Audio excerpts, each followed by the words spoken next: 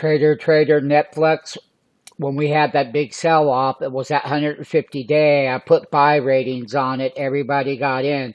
But now Nflx, we are no longer on Nflx. We sold it out. We made a ton of money. However, we do have the 720 puts on Nflx for October 18th. Let's get that clear.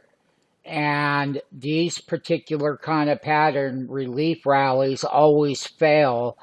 It made a 52-week high. They talked about ad revenue today that shot this stock up higher.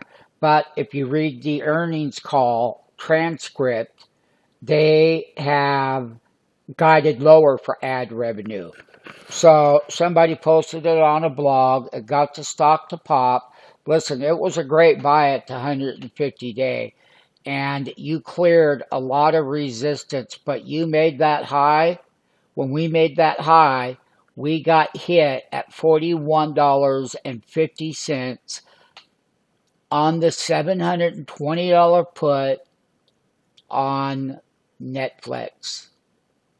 It's time for you, if you are watching the video, if you own it, you should think about selling it.